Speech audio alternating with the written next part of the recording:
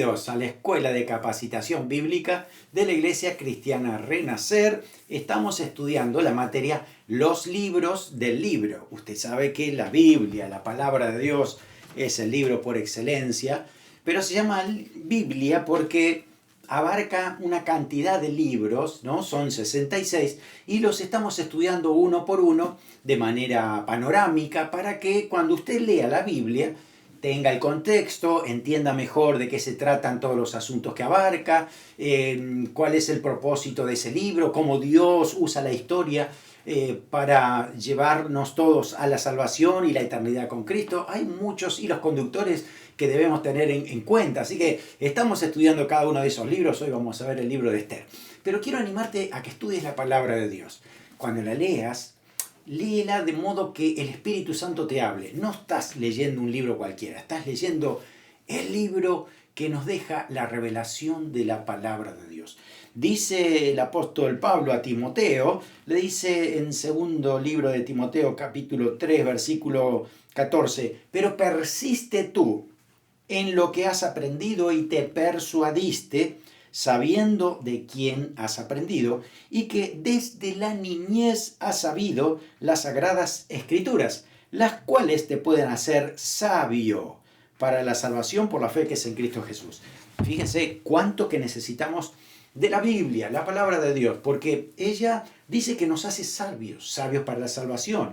Y cuando somos salvos y vamos a tomar decisiones cada uno de nuestros días, tienen que ser acertadas, tienen que ser decisiones sabias. Por eso la palabra de Dios, el Espíritu Santo nos recuerda la palabra y vamos caminando correctamente por ese sendero que el Señor nos ha trazado. Así que necesitamos la palabra del Señor.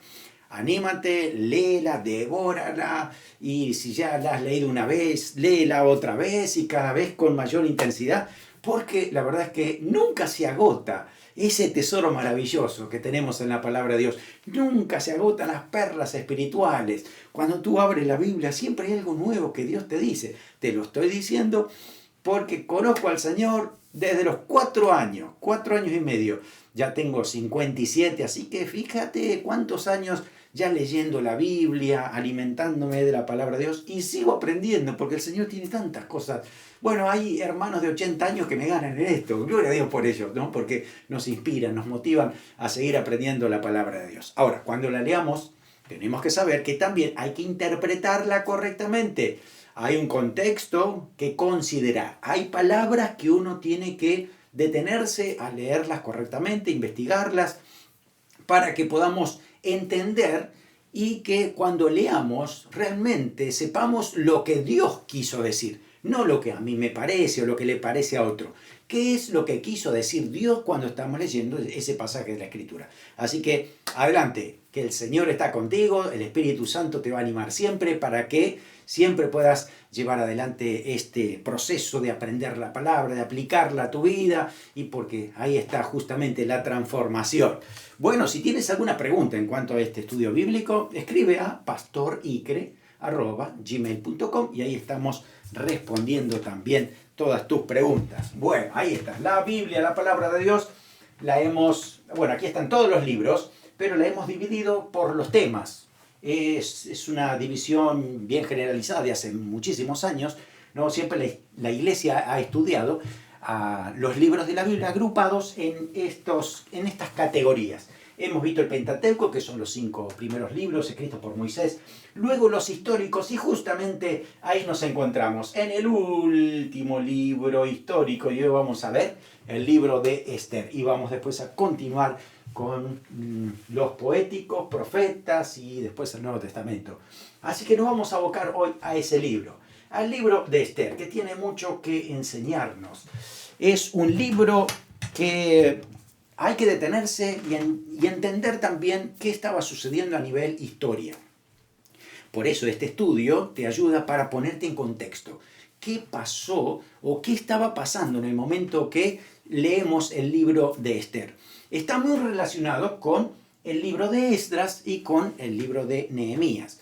Estos libros se escriben después de la deportación a Babilonia y el regreso de Israel a Jerusalén para repoblar Judá, para poder asentar otra vez las bases de la nación israelita. Por eso es importante entender ese contexto. Ya no tenemos a los reyes en esta época de Judá, porque había venido Nabucodonosor y así que Sedequías fue el último rey que estuvo reinando directamente. La línea genealógica siguió hasta Cristo, ¿no? Pero eso no significa que había reyes que estaban gobernando en Judá, porque justamente en este caso los reyes venían del imperio asirio, después fue del imperio babilónico, y ahora nos vamos a encontrar que estamos en el tiempo del imperio persa. Los persas eran los que estaban controlando al mundo de ese entonces, de esa época, y aquí entonces los judíos dependían de qué es lo que los persas le permitían o no le permitían hacer. Por eso es que estamos estudiando esto. Tú empiezas a leer el libro de Esther y te encuentras con algunas ciudades, algunas ubicaciones geográficas que hay que tener en cuenta. No está hablando de Israel, está hablando de Persia, porque ahí se encontraba Esther y todos los personajes que vamos a ver. Y lo que sucede históricamente se encuentra en Persia, lo que hoy podría ser Irán, ¿no? En la parte más al norte de Israel. Así que aquí ese contexto es importante. Esdras y Nehemías, que ya hemos estudiado, ellos trataron con el remanente que regresó desde esas tierras, desde Persia, Babilonia, hacia Jerusalén, y recuerda que volvieron en tres formas, en tres retornos diferentes, ¿no? El primero lo había contado justamente Esdras, ¿no? El primer retorno con Zorobabel, el segundo fue con Esdras y el tercero entonces fue con Nehemías. Pero aquí nos vamos a encontrar con que la historia que se va a relatar en Esther no se refiere a los judíos que volvieron a Israel o a Judá, sino los que se quedaron en la zona de Persia. Entonces, el enfoque es diferente, no es en Israel, sino es los israelitas en Persia. ¿Qué es lo que estaba pasando en esa zona? Así que, si analizamos los datos, los números y demás, nos vamos a dar cuenta que no vino la mayoría desde Persia, no volvieron la mayoría a Israel. No, fue un número importante, pero fue pequeño. Fueron más los que se quedaron en la zona de Babilonia y de Persia que los que volvieron. Por eso es que se relata toda esta historia con aquellos que se habían quedado después de lo que dice Esdras, que Zorobabel había venido con el primer grupo desde el cautiverio. A partir de ahí, después de eso, ¿no?, es que vamos a relatar la historia de Esther. El mensaje central, presta atención porque es importante para descubrir a Dios y descubrir cómo se mueve Dios en medio de la historia, en medio de las situaciones, que a veces parece que uno se pregunta, ¿y dónde está Dios? Y tú lees el libro de Esther, te vas a encontrar con algo que no sucede en ningún otro libro de la Biblia. El libro de Esther no tiene la palabra Dios. Sin embargo, tú vas a ver la intervención de Dios de una manera directa. Estás diciendo, wow, cómo Dios ha protegido a su pueblo. Porque hay algo que vamos a recordar aquí, es palabra clave, es providencia de Dios. Providencia. Pro significa antes y evidencia o ver, ¿no? Ver de antemano. Ver las cosas antes que sucedan. Obviamente es Dios, Él sabe todo. Por eso en esa providencia de Dios, viendo las cosas, Dios prepara a los seres humanos para que cuando sucedan lo que Él está viendo, sea dirigido hacia sus propósitos. Esa palabra clave, providencia, que se ve en el libro de Esther, también está en tu vida y en mi vida, también está en la iglesia. Dios ve todas las cosas. Dios sabe tu futuro, Dios sabe lo que tú estás pasando, Dios sabe qué va a pasar con tus hijos, Dios sabe qué va a pasar con las próximas generaciones si el Señor se tarda en venir. Dios lo sabe y tiene el control de todo eso. ¿Qué descanso nos da? El libro de Esther nos da ese descanso de saber que Dios tiene el control de todas las cosas. No significa que no va a haber problemas, porque los judíos la pasaron bien fuerte, bien mal, pero ahí estaba Dios interviniendo en ese cuidado que siempre el Señor da. Provee, guía, dirige. Ahí está el Señor interviniendo en medio de su pueblo. Así que estamos ubicando al libro de Esther después desde Génesis hasta Crónicas, que se destruye el templo de Jerusalén por los babilonios. Pasan 70 años porque eso fue lo que profetizó Jeremías. Y después entonces en esa reconstrucción, ahí es donde Esdras relata la historia. Entre el capítulo 6 y el capítulo 7, justamente aquí en el medio, está el libro de Esther. Ahí, en ese lugar, lo ubicamos. Es decir, el libro de Esther se escribió o se relata su historia después del primer regreso a Jerusalén de Zorobabel. Muchos se habían quedado en Persia, entonces ahí tenemos los relatos de lo que sería el libro de Esther. Así que considerando eso es importante para todo lo que vamos a ver. Creo que tú puedes recordar este mapa de clases anteriores y tiene que ver con el imperio persa. Ya no estamos hablando de los babilonios. Desde el 539 hasta el 332 antes de Cristo, estamos hablando de los persas. Los babilonios ya no se habla más de ellos porque los persas los dominaron, así que ahora los que gobiernan el mundo son los persas. Aquí tenemos entonces lo que era antes Babilonia, pero la parte central es aquí, Susa. Esa es la capital del imperio persa. Desde ahí es que suceden todas las cosas. Por eso cuando tú lees el libro de Esther te vas a encontrar que todo lo que relata es aquí, en Susa o Shushan, como también se pronuncia, y ese es el centro de todo el imperio del imperio persa. Desde aquí, entonces, es que en el primer retorno vienen por aquí hacia Jerusalén. Primer retorno, este sería, ¿no es cierto? El primer retorno fue con Zorobabel. Zorobabel fue el que los dirigió hacia allí. Entonces, después que suceden estas cosas, aquí en Susa, muchos judíos se quedan. Y ahí, sucede la historia de Esther. Así que este mapa nos ayuda a entender el contexto también de cuándo se está relatando la historia de Esther. Muy bien. Tienes aquí una breve cronología de los sucesos que tienen que ver con el libro de Esther. Siempre empezamos por la destrucción de Jerusalén, porque eso marcó un punto de inflexión importante en la historia de Israel. Y este año debemos recordarlo siempre, el 586 a.C. Ahí se destruye la ciudad y se destruye el templo. Entonces Jeremías profetiza que después de 70 años iban a volver, entonces iba a estar otra vez la reconstrucción del templo. Fíjate, de aquí a aquí justamente pasan 70 años. Regresan los primeros cautivos y se termina el templo, justamente de lo que había profetizado el profeta Jeremías. Así que 70 años pasaron desde allí. Cuando entonces ya se termina el templo, fíjate, unos años más tarde, 486, comienza el reinado de Asuero. Esto es central. Si tú vas a la historia secular, vas a encontrar que no se menciona como Asuero, se menciona como Jerjes.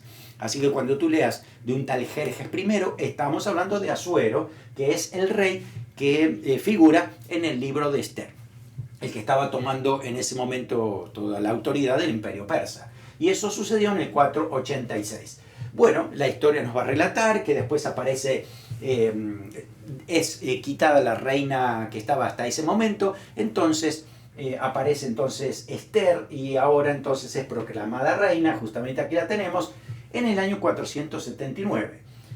En la historia de Esther vamos a encontrar un decreto de Amán para destruir a sus judíos, ahí está el año, y la primera fiesta recordando que Dios los había librado de la situación en que se encontraban. Tal vez te ayude una línea cronológica para entender todos los eventos. Creo que esto te va a ayudar para entender Esdras, Nehemías y Esther, y después todos los profetas que tengan que ver con esta época. Así que, fíjese, a ver, vamos a cambiar de color. Acá decimos, este año, ¿sí? Acuérdate, 586 a.C. es justamente cuando Judá es llevado cautivo a Babilonia, tienes la cita bíblica, y entonces decimos que pasan 70 años hasta que el templo es terminado.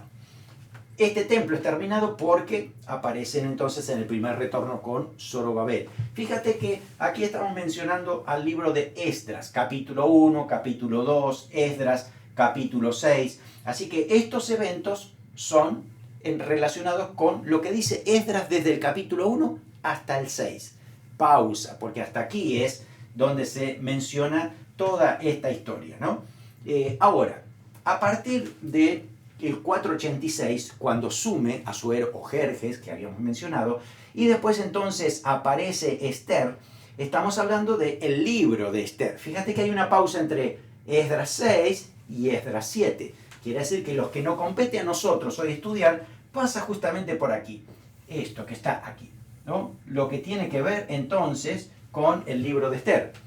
Desde que asume Asuero, la aparición de Esther y todo lo que sucede está aquí, entre esta época. Después aparece Esdras, ¿no? Después que asume Artajerjes, viene Esdras en el segundo retorno y después recién aparece Nehemías. Pero pasan muchos años entre ellos. A veces uno lee la Biblia y parece que está todo tan pegadito que es una cosa atrás de la otra, pero fíjate, si hacemos las cuentas, ha pasado mucho tiempo.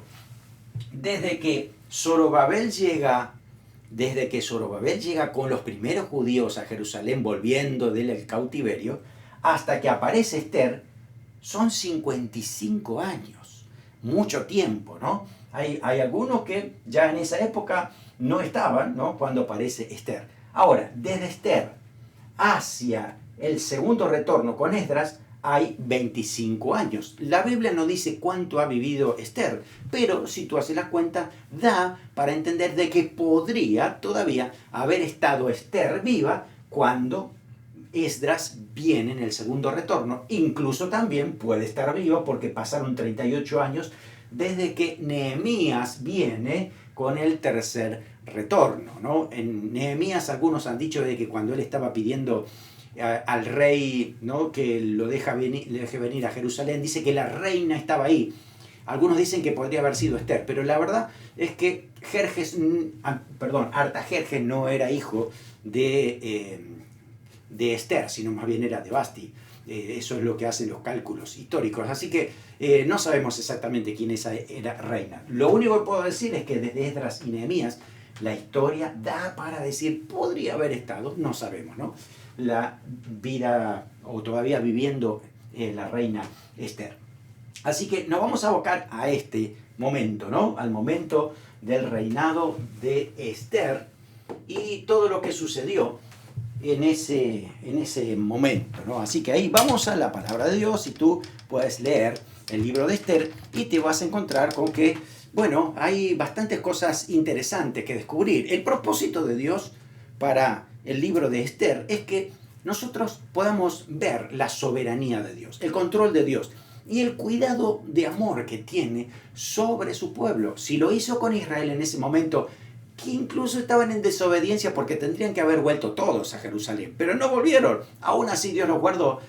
Dios sigue guardando a su pueblo, Dios sigue teniendo misericordia porque nadie es mejor que nadie. La verdad es que todos tenemos muchas faltas y necesitamos siempre venir al Señor, pedirle perdón por nuestros pecados, reconocer nuestras faltas, arrepentirnos y no volverlo a hacer otra vez, ¿no? Pero la verdad es que la misericordia de Dios, su soberanía sobre el pueblo todavía sigue y será eterna. Así que podemos confiar en esa gracia del Señor. ¿Quién escribió el libro de Esther? La verdad es que no está claro quién ha sido el escritor, porque no sabemos si fue realmente Esther la que lo escribió, o tal vez fue Mardoqueo el que lo escribió. Puede que también sea Esdras el que lo relató, porque se parece un poco el estilo, o tal vez Nehemías. Así que alguno de ellos, bueno, en el cielo nos vamos a enterar a ver quién habrá sido realmente el que escribió el libro de Esther. Yo siempre tuve la idea que lo escribió la misma Esther, pero no puedo darte con seguridad todos los argumentos para decir que fuera así, ¿no? Así que en el cielo lo vamos a descubrir. Este libro aproximadamente se escribió en el año 470, ¿no?, unos 10 años después de que Esther fue hecha reina. Si tú lees el libro, puedes dividirlo en dos partes al libro. Desde el capítulo 1 hasta el capítulo 5, donde se relata la crisis antisemita que había en ese momento, por lo que hacía un personaje llamado Amán. Después del capítulo 6 hasta el capítulo 10, podemos ver cómo está el dominio providencial en medio de la crisis, que, vuelvo a decir, aunque no se menciona a Dios, Dios está atrás de todo esto, controlando todas las cosas. Creo que es importante entender esto, que aunque no se menciona a Dios, ahí está Dios. ¿Por qué? Porque hoy por hoy hay muchas cosas que pueden estar sucediendo y uno dice, ¿y dónde está Dios? ¿Y por qué Dios no se manifieste? ¿Qué sé yo? Pero la verdad es que Dios ya mandó a Jesucristo a estar en la iglesia y su presencia es real a través de la iglesia. Lo creemos, lo vivimos, ¿no? Y aunque algunas cosas no se ven, por fe lo entendemos y vivimos de esa manera. Atrás está Dios tomando el control de toda la historia, ¿no? Cristo va a venir a reinar y por la eternidad estaremos con Él. Se va a cumplir toda la historia y el plan de Dios. Así que gracias a Dios por su soberanía, gracias por su providencia y por su misericordia, porque es para siempre. Vas a encontrar en el libro de Esther diferentes personajes a tener en cuenta, ¿no? Porque hay algunos que son buenos y otros son los malos de la película, en este caso, ¿no? El primero que vamos a encontrar es el rey Asuero o el rey Jerjes. La historia, bueno, hay muchos relatos. Tú puedes encontrar los relatos del rey Asuero o Jerjes en Wikipedia, en cualquier lugar, ¿no? Y vas a ver todo lo que ellos hacían y la forma en que se preparaban para las guerras. Pelearon contra los griegos y varias cosas que hicieron allí que son importantes para la historia, ¿no? Dice que este rey reinó desde el 485 a.C. hasta más o menos 465 a.C. Gobernaba, dice la Biblia, en 127 provincias, desde la India hasta Etiopía. Era muy grande el imperio persa. Recuerda el mapa, cómo abarcaba todos esos territorios, ¿no? Así que este rey pues era muy importante, era muy orgulloso, muy pedante, le gustaba hacer demostraciones de todo lo que hacía y por eso es justamente que hace toda una fiesta. Empiezas tú a leer Esther 1 y vas a encontrar esto. Aparece la reina Vasti. La reina era justamente la esposa del rey Asuero.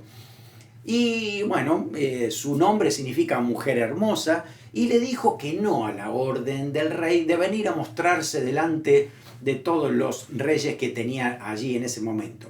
Frente a esa oposición es destituida por desacato y después entonces es que se hace un concurso de belleza para elegir la próxima reina y ahí entra en escena Esther.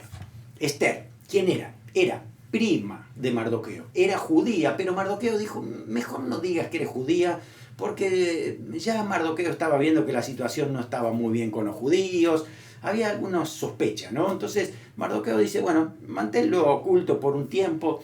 Así que bueno, fue él quien la había cuidado. Dice la Biblia que Esther era huérfana. Así que probablemente sus padres murieron, pero en Persia. A veces uno tiene la idea que, ¿será que habrán muerto entonces con los babilonios? Fíjate que ya pasaron 55 años. ¿Te acuerdas, no, que habíamos hecho la historia? 55 años ya habían pasado, entonces no podemos poner a una reina Esther no, que tenga más de 55, porque era una doncella, era una jovencita.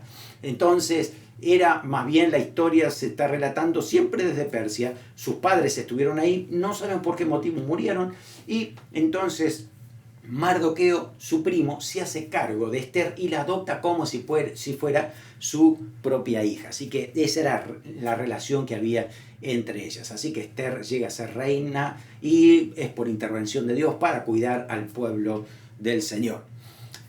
El otro personaje que entra en acción es Mardoqueo. Mardoqueo es el primo de Esther, que estaba al servicio real de ese palacio. Tenía, bueno, algunas cuestiones de qué tratar en ese lugar. Tal vez era portero, tal vez era un mayordomo que había en ese lugar, no está precisado, ¿no? Pero sí, siempre se decía que estaba a la puerta del rey. Estar a la puerta significa que trataba asuntos importantes. Y bueno, eso también está en muchas partes de la Biblia, ¿no? Los que estaban a la puerta, los porteros oficiales, ¿no? Que hacían mucha tarea importante. Así que si querías ubicar algunos personajes importantes, los iban a encontrar siempre en las puertas. Ahí estaba entonces Mardoqueo. Y bueno, una actitud que pasó y no desapercibida y que produjo, fue el punto de inicio de la persecución contra los judíos, es que él no se quiso arrodillar delante de un tal Amán. Este Amán era un personaje malo, era un personaje que estaba en contra de los judíos. No está muy claro en la Biblia cómo se inició todo esto, pero sí fue que Mardoqueo no se quiso arrodillar delante de Amán, que se suponía que Amán era un oficial de mayor rango que Mardoqueo. Frente a eso entonces le desagradó a este personaje y entonces fue que empezó a hacer un edicto para el rey para destruir a los judíos. Había por lo menos 2 versículos que Mardoqueo lo conocía muy bien, y Deuteronomio 5 del 7 al 9 dice: no tendrás dioses ajenos delante de mí, no te harás de ti escultura, ni imagen, ni alguna cosa que esté arriba ni abajo en la tierra, ni en las aguas debajo de la tierra, no te inclinarás a ellas ni le servirás. Es decir, no te puedes inclinar sobre nada, solo sobre Dios para darle adoración. Solo inclinarte ante Dios. Pero además hay otro dato interesante, es que este Amán dice que era agagita. ¿Qué significa eso? Tenía que ver con el rey Agag, que era el príncipe de los madianitas. Y Deuteronomio 25, 17 a 9 dice: borrarás la memoria de Amalek debajo del cielo. Así que además era un pueblo que estaba en contra de Dios permanentemente. Y por eso es que Dios dijo: Amalek está para mí destruido. Entonces era algo que tenían que tomárselo en serio desde ese punto de vista. Entonces este Amán, agageo, era descendiente de Amalek, era descendiente de justamente el mismo rey. Si tú vas a la Biblia, vas a ir a primer libro de Samuel, capítulo 15, versículo 8, que dice que Samuel tomó vivo a Agag, rey de Amalek, pero todo el pueblo mató a filo de espada, y después entonces mataron a Agag, el rey de Amalek. Saúl estaba llamado a destruir a Amalek por Dios y a matar al rey. Lo hizo después Samuel. Así que la descendencia de ambos parece que se ha reencontrado otra vez en Persia. ¿Por qué? Porque Mardoqueo era descendiente de los benjamitas, dice eso la Biblia. Y además dice de qué línea. Y justamente la línea de Cis era la línea de Saúl. Así que el descendiente Mardoqueo de Saúl, según lo que se dice en la tradición judía, que podría haber venido de ser hijo de Jonatán, hijo de Mefiboset, hijo de Maica, que era su hijo, o Mica. Así que la descendencia de entre ellos estaban peleadas, ¿no? Porque Saúl había destruido a Amalek. Así que aquí tenemos un descendiente que se había escapado, obviamente, ¿no?, de esa destrucción. Y este descendiente era hijo directamente desde Agag, del territorio de Amalek. Así que Amán tenía un odio guardado de años por familias. No es acá que simplemente odiaba a los judíos porque Mardoqueo no se había arrodillado, sino que viene desde mucho tiempo antes. Y por el otro lado, justamente se está encontrando con que Mardoqueo era descendiente del rey Saúl, que era el que los había matado al rey anterior, al rey que tenía en ese momento, que era descendiente de él. Así que imagínate que ahí había un odio acumulado de mucho tiempo. Eso se incrementó y se hizo una especie de antisemitismo generalizado a través de lo que él estaba haciendo, ¿no? Así que aquí entendemos esto, que todo ese trasfondo nos ayuda a entender por qué Amán era tan malo y por qué se le había agarrado contra Mardoqueo, ¿no? Esos datos los vemos analizando bien los versículos, ¿no?, para tener en cuenta a la hora de poder analizarlo. Ahora, ¿por qué Amán tenía todo ese poder?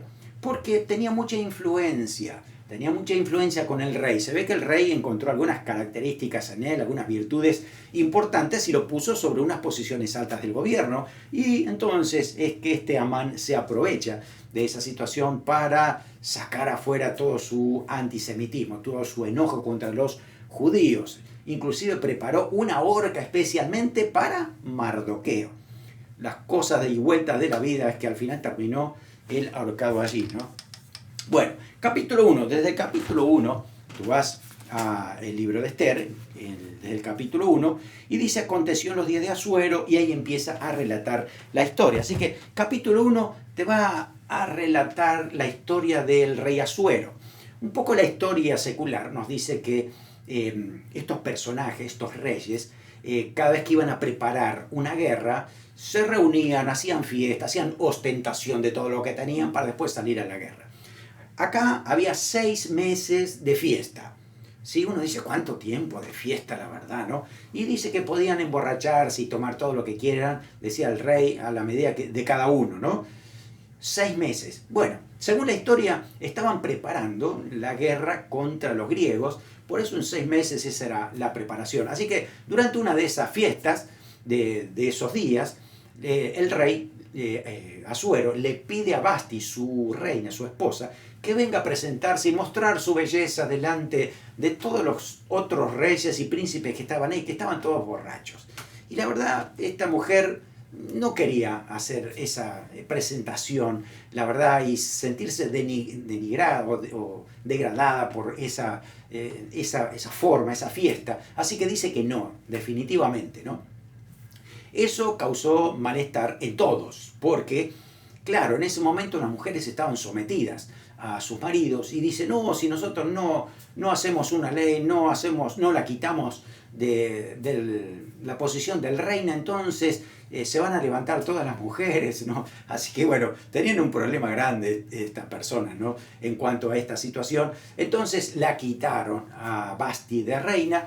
Y ahí es cuando después dice el rey empezó a extrañarla y empezó a ver la necesidad de una nueva reina. Y por eso entonces tú vas a ir al capítulo 1 al final y después entre capítulo 1 capítulo 2 vas a ver cómo aparece entonces ese concurso de belleza, por así decirlo, ¿no? Porque era ver todas las chicas más hermosas de todo el país, traerlas, ¿no? para presentarlas a diferentes grupos de eunucos, que eran personas que estaban allí para el cuidado del rey, y que puedan adornarlas, puedan vestirlas.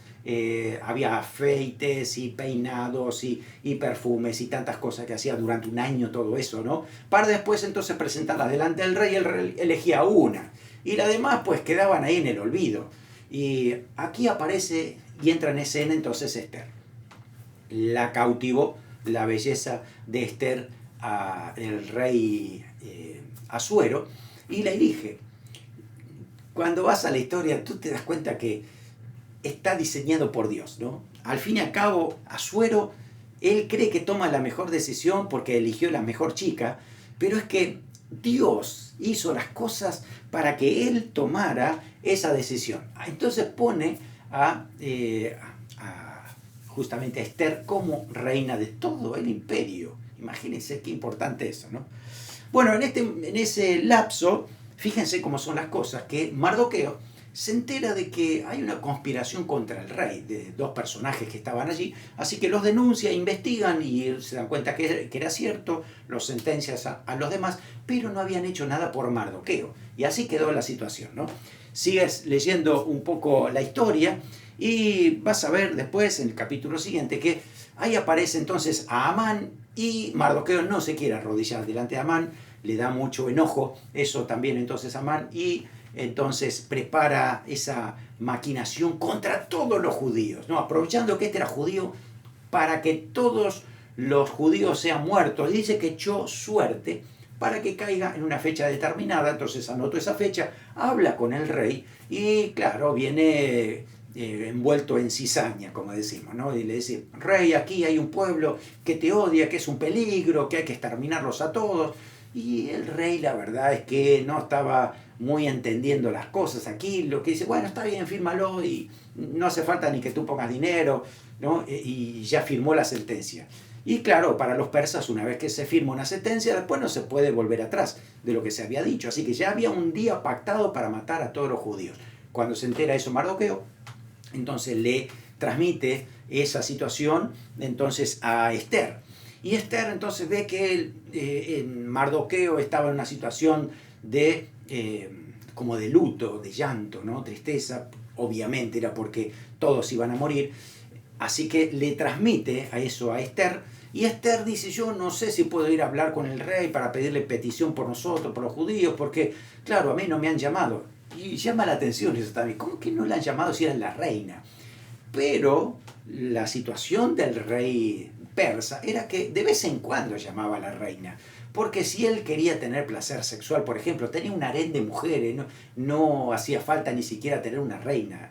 Eso era más bien como un adorno para todo el imperio, para decir tenemos una reina y demás. Así que para poder llegar al rey Asuero tenía que presentarse, y el rey Asuero tenía un cetro en la mano, y si le parecía apropiado que la persona que venga tenga una cita con él y una charla, entonces le extendía el cetro para que esa persona entonces tenga misericordia del rey, pueda hablar. Si no era eso, lo mataban, quien sea, no importaba, ¿no? Depende cómo se había levantado el rey, pues así funcionaba. Entonces, claro, no estaba segura Esther de poder ir. Entonces, Mardoqueo da en la tecla. Es el versículo clave de este libro, y está en el capítulo 4, versículo 14. Y le dice esto a Mardoqueo: pero si callas absolutamente en este tiempo, respiro y liberación vendrá de alguna parte para los judíos, mas tú y la casa de tu padre pereceréis. Y esta es la frase: y quién sabe si para esta hora has llegado al reino. Es decir, con esa pregunta está diciendo: ¿no te estás dando cuenta que estás en el reino por un propósito? No estás solamente para decir, ay, qué bonita, qué linda, la más linda de todas, y está puesta allí. Tienes un propósito por el cual estás en esa posición. Es una buena pregunta para nosotros. Si estamos en diferentes posiciones, pregúntate, ¿cuál es el propósito de Dios con esa posición? Esa era la pregunta para Esther. Y Esther reacciona, porque hasta aquí era una reina pasiva, una reina que dejaba pasar todo, que no le importaba mucho la situación, estaba en su cómoda habitación, en su reinado, con su coronita. Y acá la vemos diferente. A partir del capítulo 4, versículo 14 en adelante, vemos ahora a una reina que se juega la vida por su pueblo. Vemos a Esther tomando autoridad. Y era joven, era una muchacha joven, pero le importó la vida de su pueblo. Así que dice que, bueno, le pidió que pidieran que hagan ayuno. No dice exactamente que clamaran a Dios, pero eso era lo que estaba diciendo, ¿no? Que pidieran a Dios favor para que ella pueda entonces poder hablar con el rey y que se le otorgara ese cetro para que ella pudiera hablar. Entonces, capítulo 5, vemos que ahí va Esther, se presenta, ¿no?, con todos sus vestidos y demás, ¿no?, con esa pompa, y cuando el rey la ve, entonces le otorga ese favor, le extiende el cetro, y ahí entonces viene Esther, y el rey le dice: ¿qué es lo que pides? Escucha esto: hasta la mitad del reino te lo doy. ¡Wow! ¿Qué harías tú, no? Porque te da la mitad del reino, que eso era muchísimo, muchísimo. O salvar la vida de tu pueblo. Hay algunos que a lo mejor tomarían la otra parte, ¿no? Pero ella decidió dejar eso de lado para decir: quiero hacer un banquete y quiero invitarte para que vengas a compartir unos alimentos y conversar, ¿no? Ok, bueno, un banquete. Y invítalo a Amán también. Amán, bueno, vamos a invitarlo también a Amán. Así que el capítulo 5 habla de esto. No se anima en ese primer encuentro, ¿no?, del primer banquete, a hablarle y contarle todo. Entonces es como que le dice: vente a otro banquete, rey. Porque el rey le está pidiendo: ¿qué es lo que quieres? Dice: vente a otro banquete que te voy a preparar y ahí te cuento. Así que sucede algo extraordinario en el capítulo 6, porque esa noche dice que el rey, antes del banquete, no podía dormir, no podía conciliar el sueño. Vaya a saber qué estaría pensando, ¿no? Entonces, como no se podía dormir, ¿qué idea tuvieron? Vamos a leerle historias. Así que empezaron a desenvolver los libros, los rollos que tenían ahí de las historias de ellos, y de repente empezaron a leer y toda la noche leyendo, y no conciliaba el sueño el rey, la verdad, hasta que llegan a un momento donde dice ahí que Mardoqueo había librado la vida del rey de dos sinvergüenzas, pero hasta ahí terminó la historia. Y él dice: ¿pero qué? ¿Nunca le dimos una gratificación a Mardoqueo? No, dice, nunca hicimos nada por él. Pero tendríamos que hacer algo por Mardoqueo. Ok, mire, en ese preciso instante entra Amán a pedirle al rey que le dé permiso para ahorcar a Mardoqueo. Y en ese momento, fíjense, son los tiempos de Dios, es tremendo esto, léalo. En ese momento, apenas llega el rey, ni siquiera lo saluda ni nada, le dice, una pregunta te hago, ¿no? ¿Qué piensas? ¿Qué se podría hacer? Dame una idea, ¿qué se podría hacer con alguien que el rey quiere beneficiar muchísimo porque ha hecho tanto por su pueblo? Y Amán pensó en sí mismo que el rey estaba hablando de él. Entonces él se imaginó lo más lindo que puede hacer para él mismo. Tiene entonces que ir sobre el caballo del rey y que vayan proclamando, esta es a la persona que el rey quiere honrar y así se hará, ¿no? Y que lo vayan paseando por todos lados. Eso es lo que quería Amán, ¿no? Entonces en ese momento el rey le dice, buenísimo, hace exactamente eso con Mardoqueo. ¡Ay, Dios mío! El plan que tenía Amán se le destruyó, porque él venía justamente a ahorcarlo, y ahora lo tiene que presentar como el que es más importante del rey. Olvídate del plan, Amán. Entonces tuvo que cumplir justamente con mucha vergüenza. Amán llevándolo a Mardoqueo por toda la ciudad, haciendo esa proclamación, ¿no? Así que cuando vuelve a su casa cansado y agotado y vergonzoso por eso, apenas llega a la casa y le empieza a contar eso a su familia, le dice, vístete rápidamente porque ya tienes que salir al banquete que preparó Esther. Así que no le dio tiempo a nada, de ahí se fue directamente al banquete. Y en el segundo banquete, entonces ahí, capítulo 7, justamente Esther les dice que la situación estaba muy difícil para los judíos, todos iban a ser destruidos, y es su pueblo, ¿no? Entonces el rey dice, pero ¿quién fue el que ha diseñado este plan tan macabro y sinvergüenza? Entonces dice, es este malvado Amán que está aquí. Uy, cuando escuchó eso el rey, ahí se dio cuenta de todo lo que había firmado y lo que había pasado. Entonces se enojó tanto el rey que salió afuera. Mientras el rey sale, entonces Amán se tira, ¿no?, sobre casi el lugar donde estaba la reina, ¿no?, casi tocando. No podía hacer eso, pero era pidiendo clemencia por su vida porque sabía que el rey lo quería matar. Cuando se encuentra en esa situación, entra el rey y dice, también quieres violar a mi esposa. Y entonces, a partir de ahí, ya sentencia muerte sobre él. Y por eso vienen después dos eunucos y dicen, este preparó una horca para Mardoqueo, cuélguenlo a él ahí, ¿no? Y ahí acaba la vida de Amán. Pero quedó pendiente el tema de el día de la exterminación de los judíos, que ya estaba pactado con una fecha. ¿Y qué hacemos? Anula, por favor, anula esto, rey, le decía Esther. Dice, no puedo anularlo porque ya está escrito. Inventen ustedes otra cosa, a ver qué se puede hacer. Entonces, pensando con Mardoqueo, dijeron, ok, hagamos una cosa entonces, ya que no podemos anular lo otro, hagamos un nuevo edicto.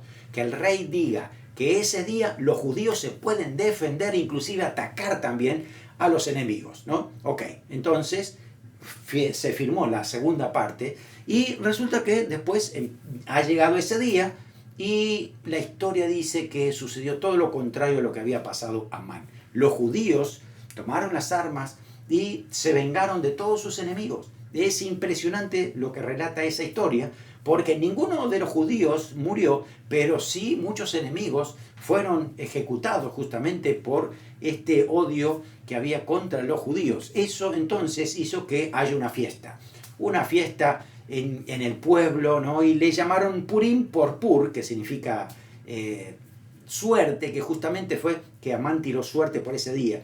Así que ese día se prolongó por 2 días. Fue fiesta de Purim para reconocer que, aunque no lo dice ahí, Dios había protegido al pueblo a través de la reina Esther, de Mardoqueo. Así que ahí el pueblo que no había vuelto a Jerusalén, sino que estaba en Persia y toda esa zona alrededor, o todos los países alrededor, fueron preservados gracias a la providencia de Dios, a la soberanía de Dios. Y bueno, vemos cómo Dios cumple siempre su promesa con su pueblo. Capítulo 10, entonces, termina con la grandeza de Mardoqueo, los beneficios que recibe. De hecho, dice que Mardoqueo y Esther reciben la casa de Amán. Así que todos los bienes y posesiones que tenía Amán, como ya él y su familia estaban exterminados, pasan ahora a Mardoqueo y a Esther. Fíjense cómo Dios da vuelta a las cosas, ¿no? Cómo Dios todo lo que parece malo lo transforma en bendición. Creo que es una historia muy interesante para nosotros porque Obviamente no estamos pasando, y ni no sé si vamos a pasar algo tan fuerte como les ha pasado a los judíos de esa situación, ¿no? Pero en situaciones complicadas tenemos que saber que cuando vamos a Dios, clamamos al Señor y pedimos que Él intervenga, Dios siempre llega a tiempo. Y Él cambia las cosas de una manera extraordinaria, al punto tal de que después entendemos lo que dice Romanos 8:28, que todas las cosas ayudan a bien a los que aman a Dios. Ese es nuestro Dios, que sabe cambiar las cosas y guiarlas según sus propósitos para que siempre se cumpla su plan. Y su plan es lo mejor que nos puede pasar. Amén. Muy bien. Verdaderos y falsos. A ver cómo nos ha ido en este estudio. Primero, en Esther vemos la providencia de Dios sin mencionarlo. ¿Verdadero o falso? Es verdadero porque vemos providencia y también, a pesar de que no se menciona a Dios, también lo tenemos así. Así que, verdadero. Segundo, Vasti era esposa de Mardoqueo, cuya hijastra Esther llegó al reino por un primo llamado Asuero, que se ahorcó por orden del rey Amán. ¿Qué te parece? ¿Está bien esto? Si pones verdadero, estoy en peligro de... Sabes que no se entendió nada de la clase, porque todo esto está mal. Todo. Porque Vasti no era esposa de Mardoqueo. Vasti era esposa de Asuero. Mardoqueo era primo de Esther y llegó al reinado justamente porque Asuero mandó, el rey, era el rey, no era un primo, el rey mandó, ¿no?, a hacer un concurso de belleza, y el que fue ahorcado fue Amán, que no era el rey, sino... Bueno, así que esto es muy falso. Vamos a poner bien falso. Espero que sea falso para todos los que están del otro lado. Tercero, Amán era descendiente de Agag, un rey amalecita. ¿Te acuerdas la historia? Esto es verdadero, exactamente. Y por otro lado, Mardoqueo era descendiente benjamita del rey Saúl. Esto también es verdadero. Por eso es que Amán odiaba a Mardoqueo y a todos los judíos, ¿no? Justamente ahí estaba la situación. Bueno, sigamos. Jerjes era el nombre griego del rey Asuero. Sí, es el mismo nombre que tú puedes encontrar en la historia. Así que cuando tú leas de Jerjes, estamos hablando del rey Asuero. Sexto, Amán terminó colgado en su propia horca que había construido para Mardoqueo. Vas a ver la historia y vas a ver que esto fue exactamente así. 7. ¿Fue fácil cambiar la orden del rey persa para liberar a los judíos? ¿Fue fácil? No. ¿Te acuerdas que decíamos que una vez que está puesto la orden no se puede quitar ni alterar? Lo que hicieron fue, con sabiduría de Dios, hacer otra orden que al final benefició a los judíos. Así que fue fácil. Vamos a ponerle que no. Es falso. 8. Dios tiene el control de la historia. Su providencia es notoria también en nuestras vidas. Dices... ¿verdadero o amén? ¿No? ¿Sí? Es verdadero, porque eso es lo que sucede también en nuestras vidas. Dios tiene control de todas las cosas, Él sabe lo que está haciendo. Así que nos quedamos con el último versículo, el versículo clave, Esther 4:14. Porque si callas absolutamente en este tiempo, respiro y liberación vendrá de alguna parte para los judíos. Es decir, Mardoqueo estaba seguro que el pueblo se iba a salvar. Pero tú y tu casa de tu padre pereceréis. Y acá está la pregunta, ¿quién sabe si para esta hora ha llegado al reino? Así que pregúntate también, ¿qué posiciones, qué privilegios tienes, qué oportunidades tienes? Porque Dios te ha puesto ahí con propósito. Tú eres luz, tú tienes que pasar el mensaje, tienes que hablar de Cristo, tienes que saber que estás con propósito en esta vida y es que alcancen salvación. Porque un día en la eternidad, pues ahí estaremos todos celebrando a Cristo y qué maravilloso será, pero tenemos tantos otros que decirles, familiares, vecinos, parientes, que encuentren salvación en Jesucristo. Oramos. Señor, te damos gracias por este libro.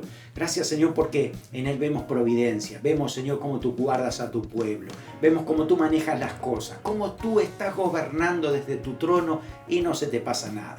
Señor, también gobiernas nuestra vida. Sabes cómo guiarnos, cómo ayudarnos, darnos sabiduría para tomar buenas decisiones. Así que confiamos en ti, Señor, y lo que pueda estar sucediendo en nuestra vida hoy, lo sometemos a ti, para que tú, Señor, lo transformes en bendición. Tú sabes hacer eso. Te damos gloria a ti de antemano y gracias por lo que vas a hacer en el nombre de Jesús. Amén. Amén. Que el Señor te bendiga y sigue siendo una luz en el lugar donde el Señor te ha puesto.